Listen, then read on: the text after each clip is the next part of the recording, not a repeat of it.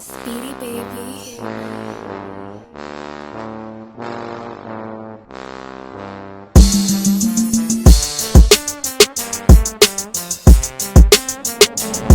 What's going on, you guys? It's your boy Al with the Heavy Hitter Bully Crew, and I'm with my man Steve from Heart and Soul Bullies.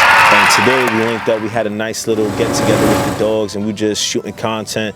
And a subject came about that I thought would make great content for each and every single one of you that are listening right now. The biggest thing is we were talking about drives and how we utilize rewards to be able to generate the best out in our dogs, right?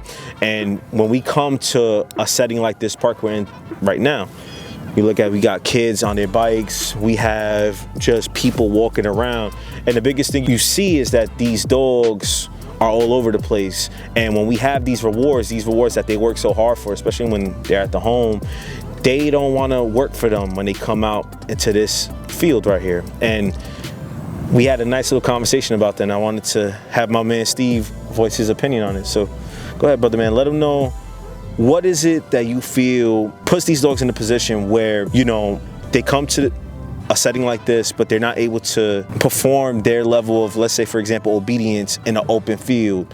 And I want you to tell the community what you think. Really, I guess I feel like it's a matter of knowing your dog first and foremost. You got to know what your dog likes. We call it your dog's love language. Is your dog's love language affection? Is your dog's love language a high value treat? Most of my dogs are food driven, but I definitely have dogs that are Tomato, for example. If you watch any of our videos, I'm sure you've seen Tomato. Tomato's not at all food driven. I could be in there with a whole steak and she'll look at me like, what do you want from me? She's more praise driven. She wants to get love. She wants to know that what she's doing is right. So if you notice when we work, she's constantly checking with me to make sure, so verbal praise works with her. That's her food. Yeah, and you know, we talked about this, right? Understanding what's your dog's why, what motivates them, right? And I always felt, and like I tell my clients, right, I have 3 tiers of reward. The tier is going to be based on what we're doing. So if we're doing obedience at home, it's going to be the lowest form of, for me personally, of what the reward would be. So it might be some cheese, it might be some of the cheese whiz that the dogs like, it might be, you know, just some treats, whatever the case is that I have around the home, right? Now let's say I bring that out to where I'm doing walks, and let's say we're not in a park, we're just walking out in a open field, let's say by streets, whatever the case is, right? We might have some cars, we might have some people walking or jogging, whatever the case is, right? And we got that on camera. But we have a reward for that, right? And then we have the end all be all, right?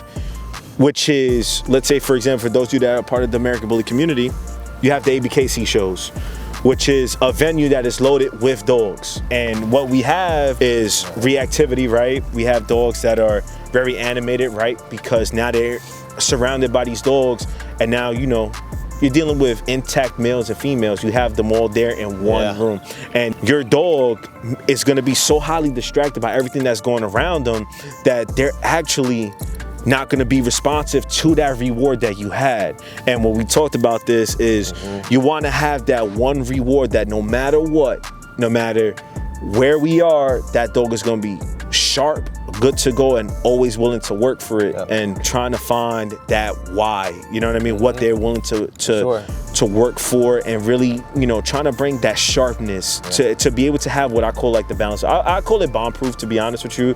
It doesn't really mean bomb proof, but it's basically like, if I tell my dog to sit blots, it doesn't matter where we are, they listen because of the reward that we have, and they're so focused on that reward that they go for it.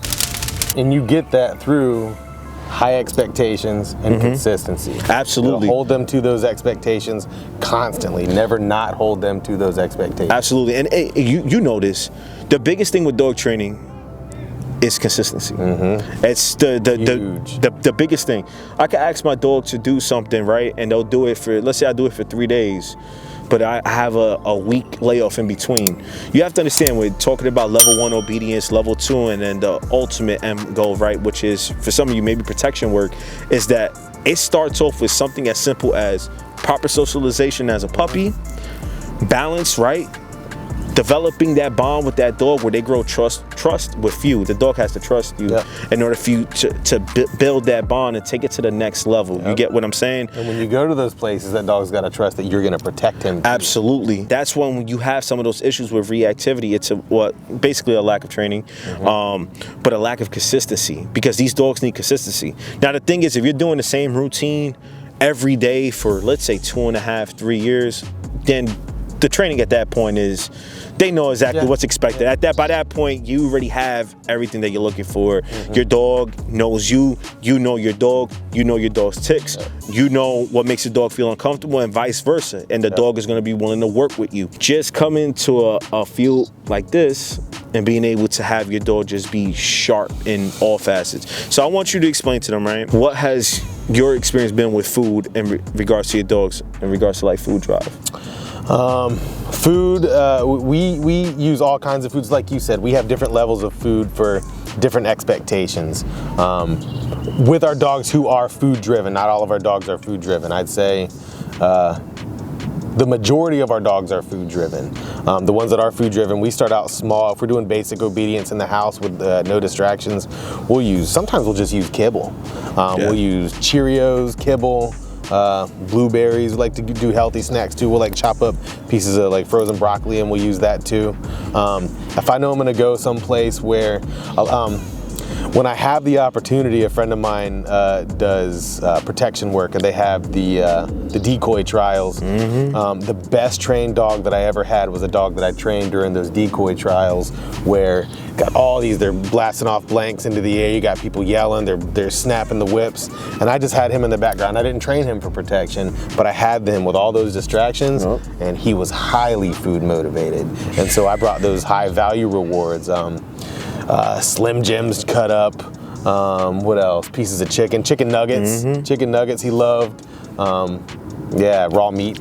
Hot dogs is actually, if you ever ask me, my ace in my pocket is always hot dogs. I've never had a dog that didn't like hot dogs. They love hot dogs. Absolutely. So having that high value reward, putting them in those situations that they're unfamiliar with, two, they might be a little bit stressful for them, but showing them success in those situations will create the best dog. Absolutely.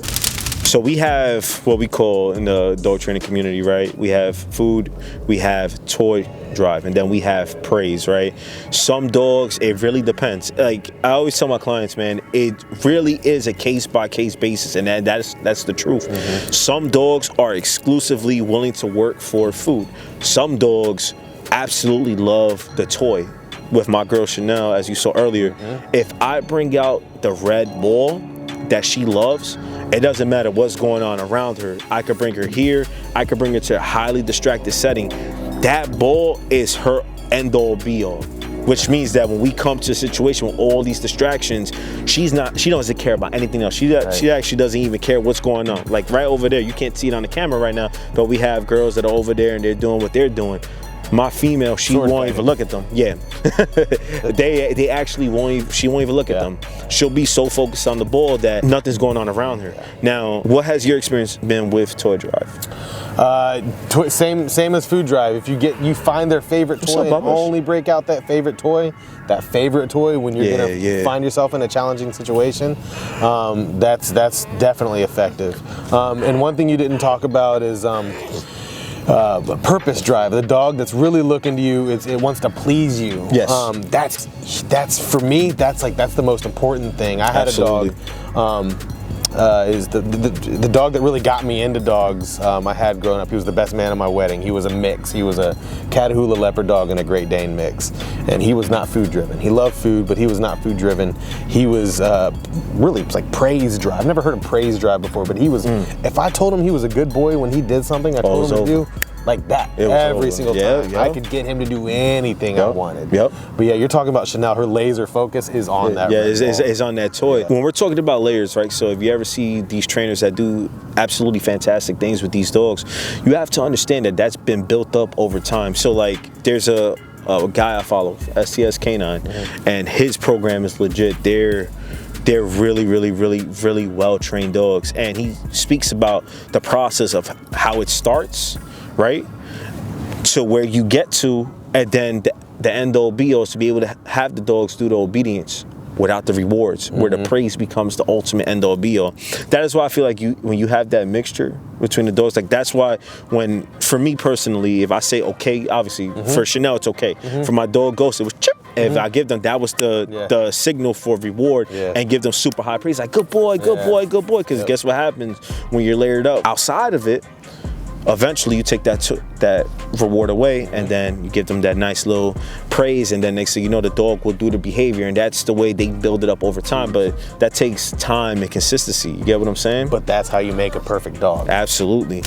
Any one of you that are watching this that grow a liking to like our training videos, I want you to really understand that every dog, their day might not be that day. You're gonna have good days and bad days, but through the consistency of training, those bad days become less and less, but you're still gonna have them. You know, it just really depends on the mood of the dog, what kind of drive your dog has, and their personality. I think that's the biggest thing. You gotta know your dog. I feel like that's the most underrated trait, is understanding your dog's personality. Because sometimes we have expectations of these dogs, and we see them a certain way, but they might not be able to fit the mold.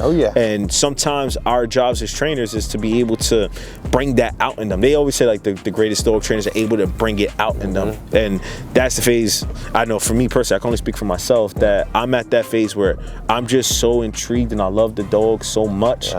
I want to figure out what it's going to take to be able to bring this out in any dog breed. That's why I never say no to training any dog of any breed, because you have to learn them. And the more you learn dogs, the better you get at it. And then next thing you know, you create a system that, you know, is very effective for your dogs. You get what I'm saying? A question for you. What brought you into dog training? What was your roots? How did it start for you? Man, I've literally had dogs my entire life. I don't think there's ever been a time in my life that I haven't had a dog.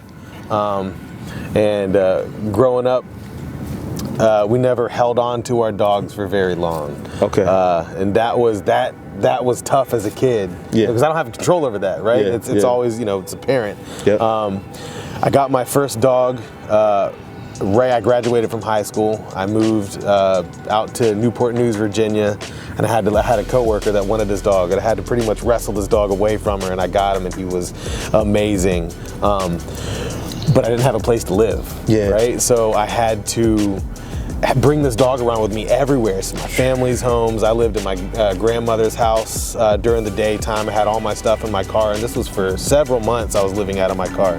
But I knew I had to have this dog on its best behavior. So the fact that I was with him so much 24/7, I was never away. I worked for PetSmart. I was a groomer. So I could bring him with me to work. I was with him 24/7. I built that relationship with him, and I guess naturally, because like I said, I was around dogs my whole life, I could see how he reacted, and he's the one that I learned that praise. Good boy. He would do something and look at me. Tail waggles. And if I told him good boy, woo, that tail would go. Tail waggles. If you watch this and you know me and you remember from back in the day, I'm talking about Riri. And a lot of people who will remember him will say that's the best dog they have ever met. And and so that's what got me into training. And then after him, I got a Presa Canario. Yeah, Presas are some big dogs. Different. It's not the same dog. Breeds. Yes, absolutely. It's a Guardian Molosser breed. And I got that dog before we had kids. And he was perfect before we had kids. He was perfect with my kids. But then when other kids would come around, it was like, he's fine with them, but I don't know if I necessarily trust him around. You don't trust him, and I don't trust him around other dogs. And he had that natural instinct. It's that natural instinct that comes with Guardian breeds. And so I had to focus on the training with him. Yeah, absolutely. And you know, I've spoken about this in my previous videos, right? When we're talking about like master-based bloods, right? Or for whatever the case is, however anybody wants to word it, right? My biggest thing has been when you have to understand what you have with these dogs that are Guardian breeds. They're great dogs, but what comes with that is a lot of responsibility, and that's what's not spoken about. When you have those type of dogs, these are pack animals, and what I mean by pack animals, they're gonna, if you have a strong system, they're gonna realize that this is number one. your wife, mama's is number 2, and then the kids, and that's when they're gonna fall in line. But the thing is, that circle is small. So when you bring that dog out into the public, and you bring that dog out in a situation where they're not trained like extensively, you're gonna struggle with some big reactivity issues. But the thing is we confuse reactivity with the natural instincts and a lack of training. You got to understand they go hand in hand. So for example, if I have a puppy, for example, right? So we could talk about this, you brought it up with the presser. If I have a dog that is showing that they are aggressive with food, so let's say I put my hand by the bone and they're growling at me, right? Now that is our job. See, that's where we got to talk about accountability, right? That's our job as the owners at that moment to curb that problem at that moment. 100%. Not this is how he is. So what we do is to try to fix that problem, we're gonna show them obedience. Sit. And then we'll tell them to eat, right? We'll put the hand on the thing. If they growl again, now we're gonna take the food, because now you don't get to get that food, right? So that's huge. You don't get to get that food. It sounds mean. It sounds terrible. Your dog's not gonna starve if it misses one meal. Absolutely. Okay, but that is a really strong lesson. Absolutely. Yeah, that's huge. And when you put the food bag down, for example, right? If your dog does it again, you take it away. Now, let's say, for example, your dog is good, you put it on the ground, and now you pet them. Because the reason why you have to do this is when you have kids, and I feel for you now, bro. I got a 1-year-old. I got a 1-year-old. So I feel for you. Kids are unpredictable. Kids are gonna go around, they're gonna wanna be around the dogs.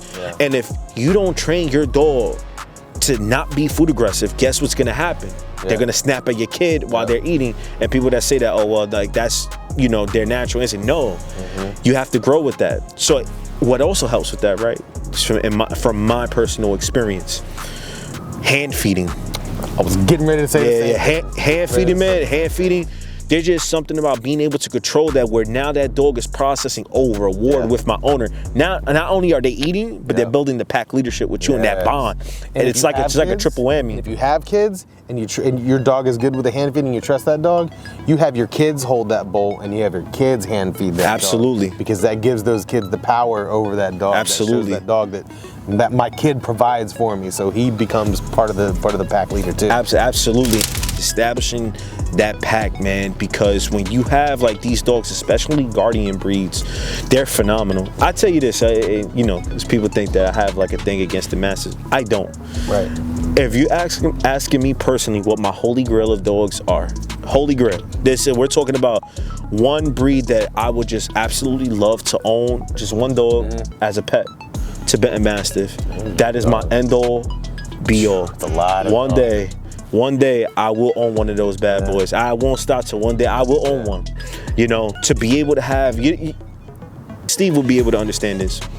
There's just something about working with a dog and seeing a bigger dog connect with you and become unison with you, that it's a feeling that most don't understand. Right. It's the ultimate fulfillment for you as the trainer, but you as the owner to be able to bring out that I don't know how to effectively explain it. It's more like, the best way I can say, just being in unison and having that bond with that dog where you guys are in sync.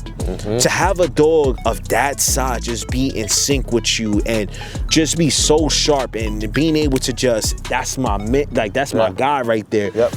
There's just something about that unless you're a dog trainer, you don't understand how powerful that is. That's the word I'm looking for. 100%. How powerful that is. And yeah, man, for me, it's the Tibetan Mastiff. For me. One day. Not now. Not now. But one day. It's a lot. It's a lot. It's a lot to handle. What's your holy grail of dogs? Like one day you would love to own. I'm gonna sound like, this is it. I like the bullies. French Mastiff used to be my thing. French Mastiffs. They're beautiful dogs. Turner and Hooch got me into French Mastiffs.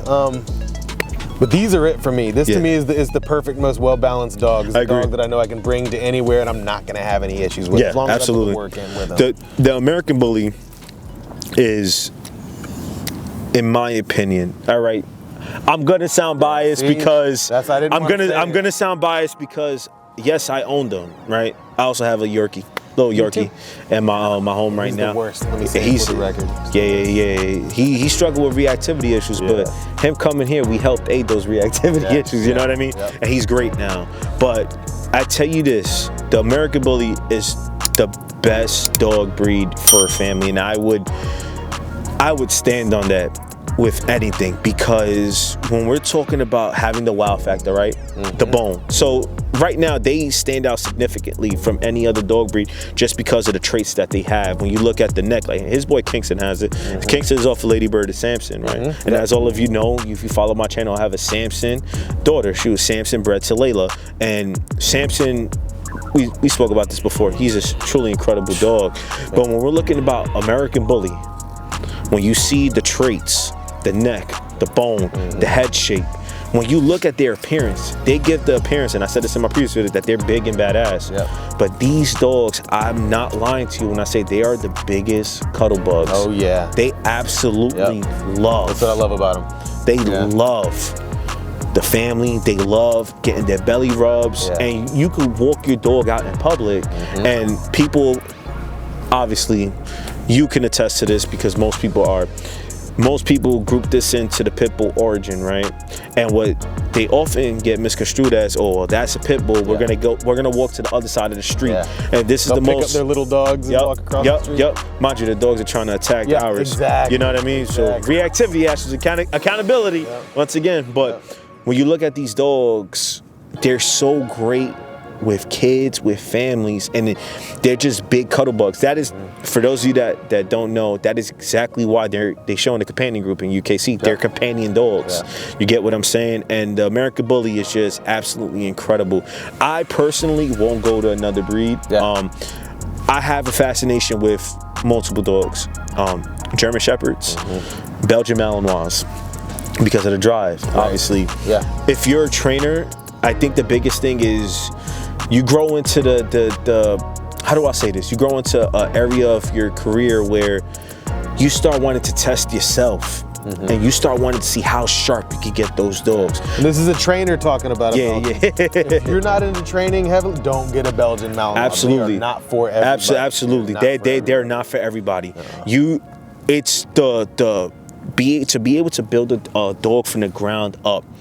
This is what you do with a Shepherd. This is what you do with a Malinois. But to be able to see how sharp you could get them. There's levels, you know what I mean? There's cool, and then there's crisp, and then there's crisp and laser focus. There's differences. And it's a testament. A lot of those dogs that you see, especially the ones that are doing like movies and stuff, the ones that you see doing like sports work, a lot of those dogs, that took a lot of time to be able to get to that. That's the one thing that they don't really talk about, is how much time it takes to get to that point. But like I said before, the fulfillment and that bond, that powerful bond that you share with that dog is just simply incredible. So for me, when I look at the Shepherd and Belgian Malinois, I love protection work. Now, for me, that's my thing. You know, for me, my job is to learn how to become a great decoy, right? Because like everything else that I like to do, I like to start off with the bare basics, learn it, and then improve through the course of time. There's just something about it. I can only speak for myself because I've thrown on the sleeve before, I've thrown on the suit before, that I just love being in there. And I know that sounds crazy to some people. They're like, yo, that dog is biting the shit out of you. But the thing is, it's like, it's just something about that. Because I don't know about you, I'm an adrenaline junkie. So for me, when you see that dog coming at you and they jump and that mouth opens wide open, man, and what? It's just something about that I just grew like that's how it started, man. I tried it out and it became like a drug. And for me, it was just like, oh my God, I gotta learn how to do this. And I've never taken a bite in a bite suit. It's actually incredible. I'd like to see what these dogs do, because these dogs are so powerful. I had one where I was running, and the dog, all full send, boom, boom, took me down, and it was fantastic. But yeah, man, I definitely would say like those breeds for me are they're just simply incredible. The American Bully though is the best. They can do anything. The best dog breed. There's nothing they can't do. And I wouldn't take them on long hikes in the summer. But besides that, there's nothing they can't do. No, and you know what? I'll say this. I wouldn't take most dogs out on long hikes, especially in the summertime when it's like 98 outside, because it's bad on their paws, right? And then, you know, they got to stay hydrated, but going uphill, the hikes on a trail, that's a lot you're asking for the dog. And to be out in the heat, most humans, to be honest with you, have to stay severely hydrated when it's hot outside. Imagine a dog. Yeah. You get what I'm saying? Absolutely. And they're walking, they using 4 limbs. You get what I'm saying? Like there's a lot going on. You know what I mean? Yeah, man, I'm glad that we had this conversation to be able to talk about this, you know what I mean? Be able to talk about drive, speak a little bit about the American Bully. We are definitely going to link up again. I'll reach out to you. 100%. I'm all in. Because one of his partners, Heart and Soul Bullies, New Jersey, he's right here, Celine, lives not too far away from here. The owner of Kingston. Owns Kingston. Who's a badass dog, by the way. I had the chance to see him.